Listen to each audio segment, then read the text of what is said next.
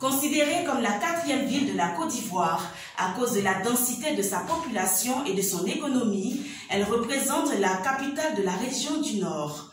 Entre tradition et modernité, Aoued Didi vous présente aujourd'hui la ville de Korogo. Bonjour et bienvenue à tous.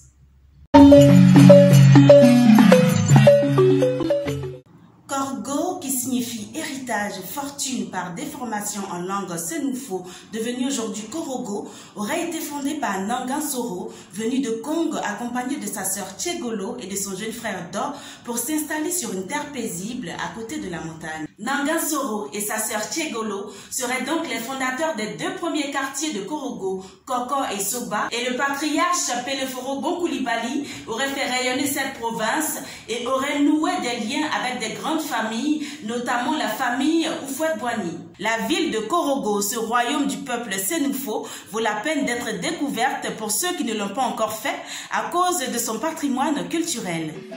Ces perles colorées fabriquées à la main avec de l'argile à capelé, le travail ingénieux des tisserands de Waraniene, le rocher sacré de Chien Léo, sans oublier son marché coloré, les baobabs à Fakaha, le mont Korogo, également les peintures sur toile appelées toiles de Korogo qui sont faites à base de couleurs naturelles posées sur des tissus en coton local. Le célèbre peintre Picasso, pour la petite histoire, serait venu à Korogo, précisément dans le village de Fakaha, pour apprendre de ces artistes peintres du Nord. À présent, parlons du poro.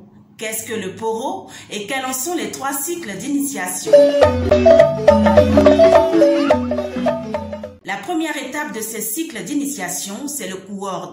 Lui, il est pratiqué pendant l'adolescence. Ici, l'initié prend les rudiments de la vie communautaire et apprend à faire des sacrifices personnels. La seconde étape, c'est le cholo, qui invite l'initié à contempler le sens de la vie. Il apprend des secrets sur la théologie et la vie en communauté qu'il n'aurait pas pu connaître auparavant. Et vient la dernière étape qui est le kafono, qui mène à la connaissance suprême et à l'entrée dans le cercle des initiés.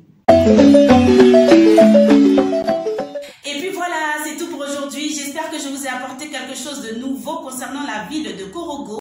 N'oubliez surtout pas d'aller la découvrir si ce n'est pas encore fait, parce que là, vous serez face à une mixture de modernité et de traditions délicieuses. Si vous avez une information à apporter concernant cette ville, n'hésitez surtout pas à le faire en commentaire parce que comme j'aime à le dire, on ne finit pas d'apprendre. Ça a été un merveilleux moment que j'ai passé avec vous. On se retrouve donc le jeudi prochain. D'ici là, portez-vous bien. Bisous!